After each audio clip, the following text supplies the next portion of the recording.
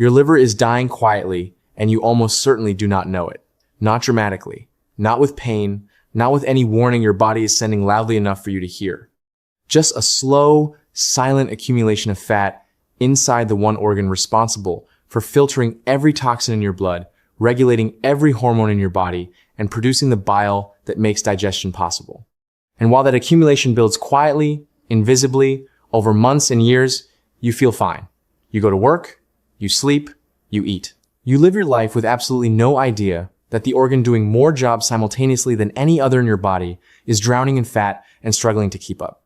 Here is what makes this particularly devastating. The majority of people with fatty liver disease do not drink alcohol. They are not doing what most people associate with liver damage. They are eating foods that have been marketed to them as healthy. They are drinking things that carry no warning label. They are living what looks from the outside like a perfectly normal life, and their liver is failing in silence because nobody ever connected the dots for them. I have spent 13 years working as an emergency medicine physician. In 13 years, I have watched fatty liver disease progress from a silent accumulation to a life-altering crisis more times than any doctor should have to witness.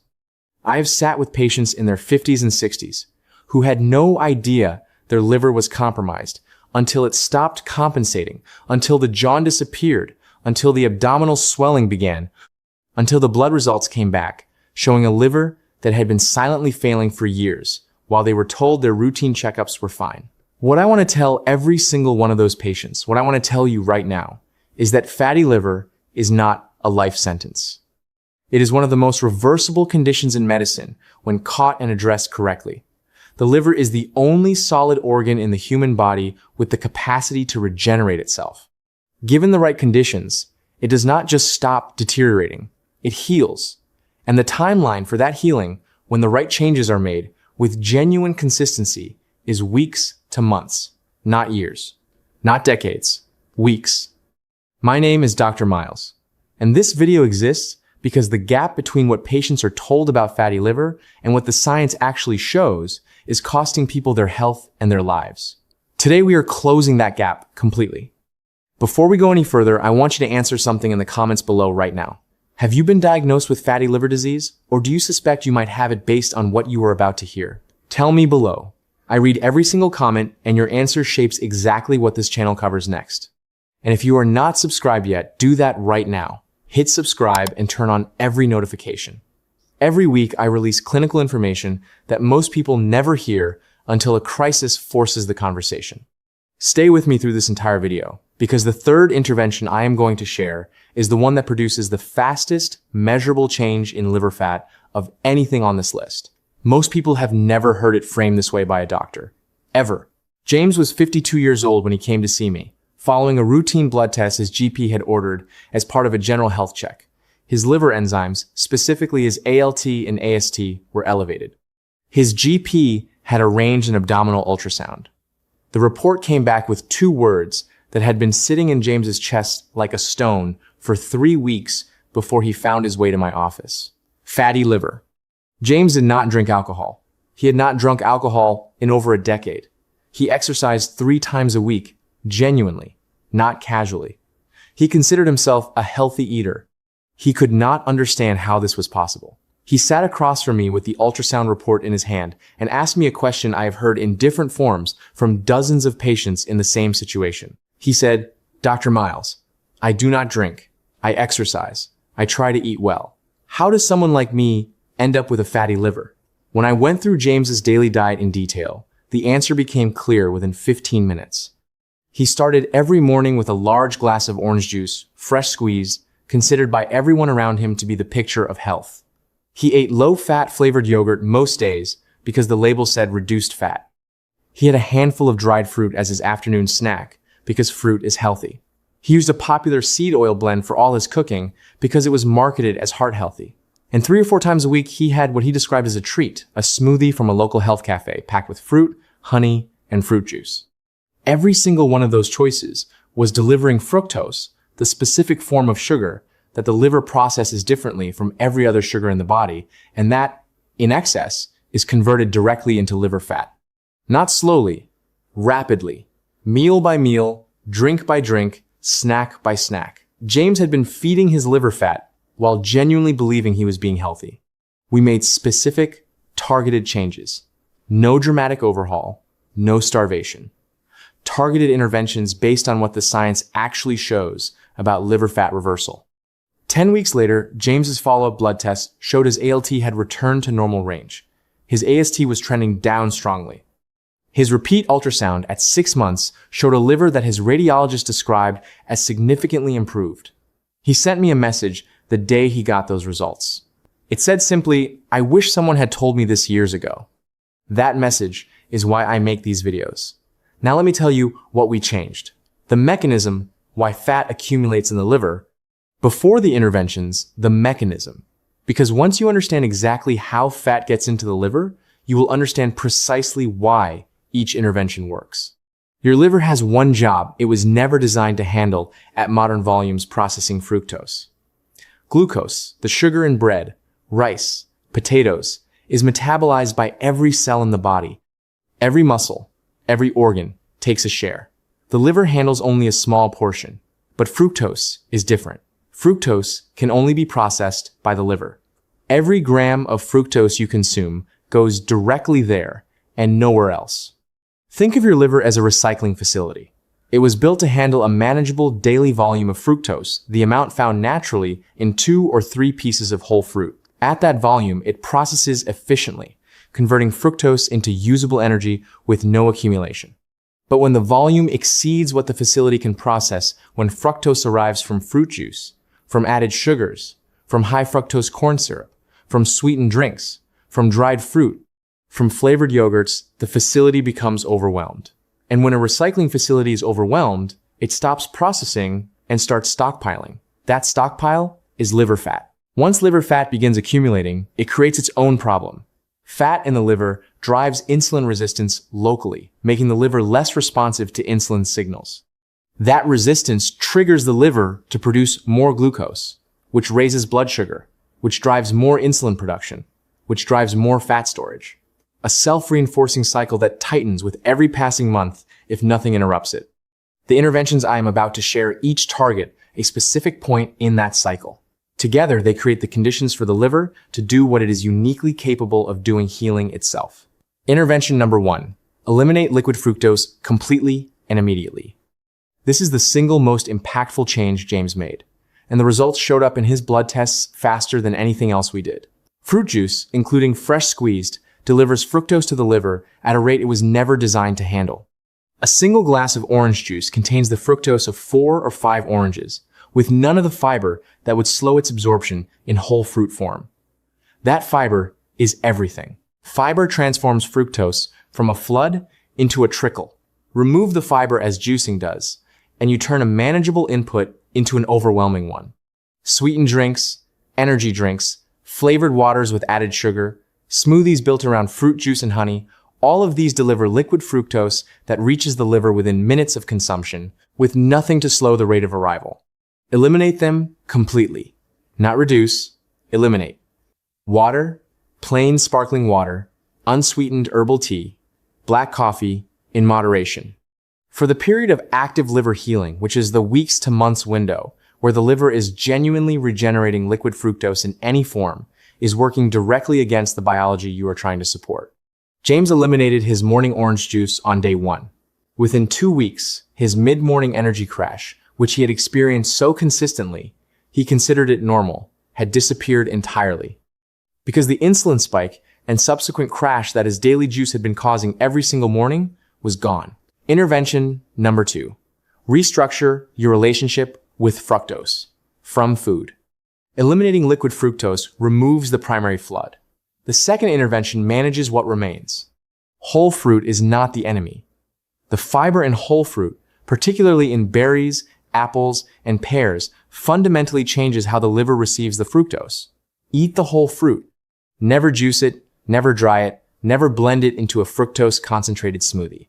2 servings of whole fruit daily is manageable for a liver in recovery. More than that, combined with other fructose sources, begins to exceed the processing capacity again. Dried fruit is one of the most deceptive fructose sources in a supposedly healthy diet. A small handful of dried mango or raisins delivers the concentrated fructose of multiple pieces of whole fruit in a format where the fiber has been altered by the drying process and no longer provides the same protective buffering. James's afternoon snack of dried fruit was delivering a fructose load his liver was simply not equipped to handle alongside everything else arriving throughout the day. Read labels for added sugars, specifically for the words fructose, high fructose corn syrup, agave, and fruit juice concentrate. These are fructose by other names, appearing in products that carry no obvious warning. Sauces, salad dressings, flavored yogurts, granola bars, breakfast cereals, the sources are everywhere, once you know what to look for. Intervention number 3. Introduce specific foods that actively accelerate liver fat clearance. This is the intervention that surprises people most, because most conversations about fatty liver focus entirely on what to remove. Very few focus on what to add, and what you add can accelerate the healing timeline dramatically. Coffee, genuine, plain, black coffee, has more clinical evidence behind it for liver health than almost any food or supplement available. Multiple large-scale studies have found that consistent coffee consumption is associated with significantly lower rates of liver fibrosis, reduced liver enzyme levels, and measurably lower liver fat content in people with non-alcoholic fatty liver disease. The mechanism involves specific compounds in coffee chlorogenic acids and caweol that directly reduce hepatic fat synthesis and increase the rate at which the liver oxidizes existing fat stores. 2 to 3 cups of plain black coffee daily. No sugar, no flavored syrups, no sweetened creamers. The coffee itself is the medicine, and everything added to it works against the mechanism. Cruciferous vegetables, broccoli, cauliflower, Brussels sprouts. Cabbage contain a compound called sulforaphane that has been shown in clinical research to reduce liver fat accumulation and support the liver's detoxification pathways simultaneously. 1 large serving of cruciferous vegetables daily, consistently, adds a specific biological tool to the liver's healing process that dietary restriction alone cannot replicate. Walnuts, specifically walnuts, not mixed nuts, generally are uniquely high in both omega-3 fatty acids and a compound called ellagic acid that has demonstrated liver protective and liver fat reducing effects in peer-reviewed research. A small handful daily, consistent, not occasional. James added all 3 of these to his daily routine in week 2. His liver enzymes began trending downward meaningfully by week 6. Intervention number 4. Create a daily eating window. The liver does not only store and process fat during eating hours. Some of its most critical fat oxidation, the burning of stored liver fat, happens during the fasting period between meals. When eating is continuous throughout the day, that oxidation window never fully opens. A consistent eating window of 8 to 10 hours, eating your first meal at 9 in the morning and finishing your last meal by 7 in the evening, for example, gives the liver a 14 to 16 hour period each night during which it can shift from fat storage mode into fat burning mode. This is not extreme fasting. It is a consistent, manageable eating pattern that aligns with the liver's natural metabolic rhythm. Research, specifically examining time-restricted eating in patients with non-alcoholic fatty liver disease, found measurable reductions in liver fat content after 12 weeks of consistent practice independent of changes in total calorie intake. The window itself, held consistently, produced the change. Practical application.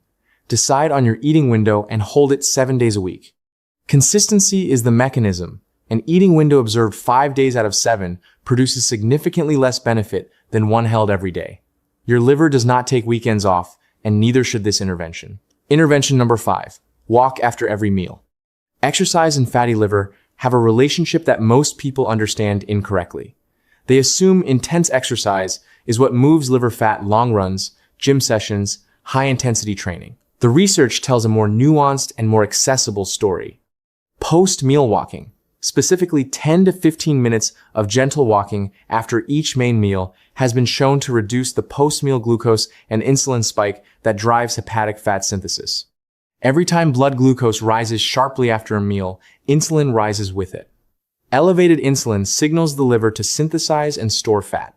Blunting that spike with post-meal movement directly reduces the rate of new fat accumulation, giving the liver's natural clearance mechanisms room to actually reduce the existing store rather than constantly managing new arrivals. You do not need a gym. You do not need equipment.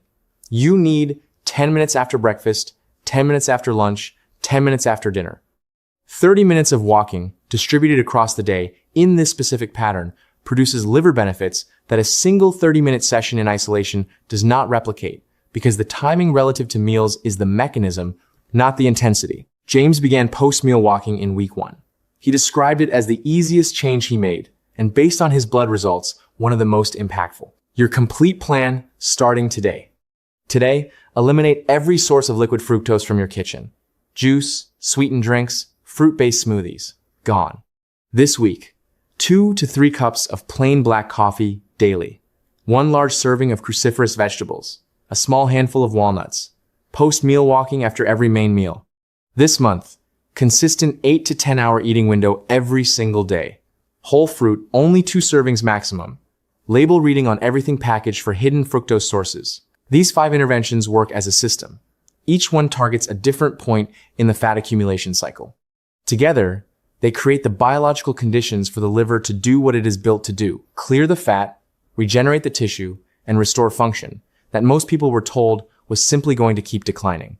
James got his life back in 10 weeks.